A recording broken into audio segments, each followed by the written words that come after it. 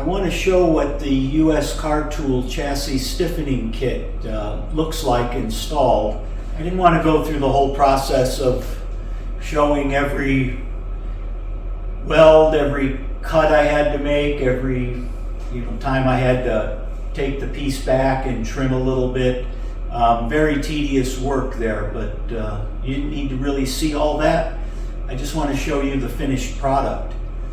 This is a US Car Tool level 2 or level 3. This is a 72 Plymouth Satellite Sebring Plus. I think this is the level 2 kit, they call it.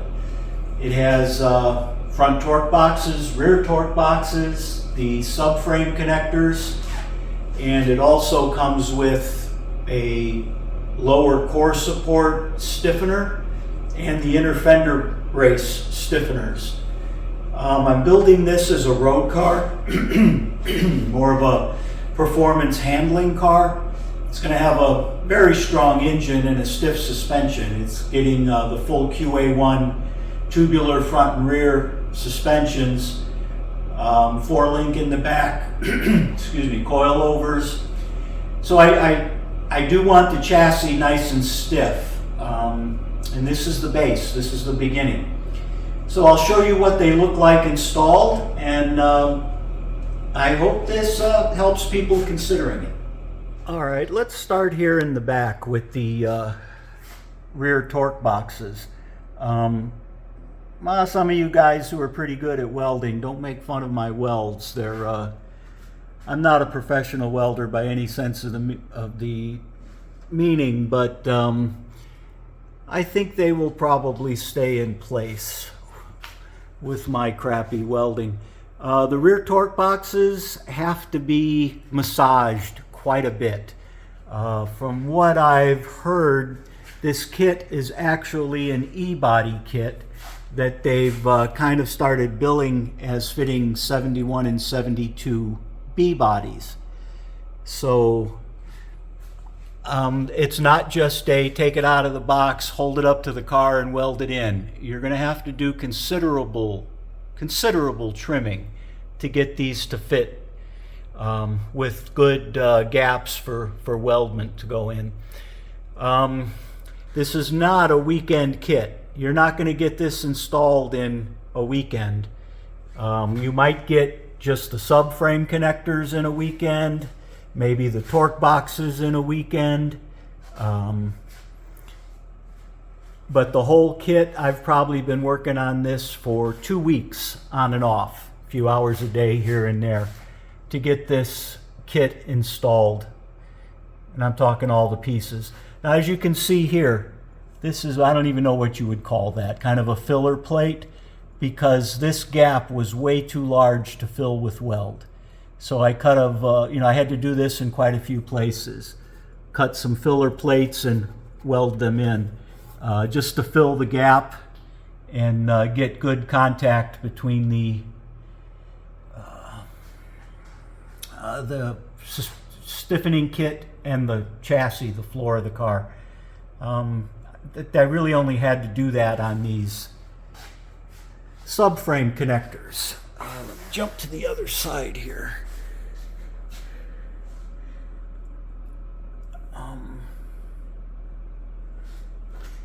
That is a pretty good size filler plate right there. So be prepared. If you're going to install this kit yourself, it's well worth doing. The money savings is huge installing this kit yourself. But it's not a weekend project. Just be prepared for that. These front torque boxes, about the same thing. They needed some filler plates and quite a bit of tweaking and trimming to get a good fit all the way around. I think if you look on QA1's website, or maybe I was on the phone with them, they do install these at their shop if you want to take your car to them and have it installed. I believe the number he told me was like $5,000 to install this kit. I don't know if that includes the $1,100 or $1,200 for the kit. It probably should, but this is extremely labor intensive. So hopefully the cost and the work will pay off in the stiffness that it'll add to the chassis. I have installed just the subframe connectors here on another car, and immediately, just backing the car down the curb coming out of the driveway, you could feel it, the chassis was stiffer. Now this is the lower core support. The factory lower core support has to be cut off. Maybe not on all the different generations, but on this 72, so I would imagine 71's the same, you're going to have to cut that original one off. This is only tacked in because I'm using a big 28-inch radiator in this car. So until I get the engine mocked in place, the radiator in place, in case I have to move that support or trim on it, I didn't weld it all the way in. But that's what I can show you from underneath. Let's go up on top. All right, let's take a look at these inner fender braces. Let's take a look at that factory inner fender brace inside there. There really isn't much to that piece. It's not very strong at all, but I imagine when these cars were making 300 horsepower, it was enough. Not so much today when 500 horse is pretty easy to do. So you can see here how it welds in place. Again, instructions weren't all that good. You kind of had to lay this up there and figure out where it wants to go. I kind of used the holes here as a guide where the brace wanted to sit.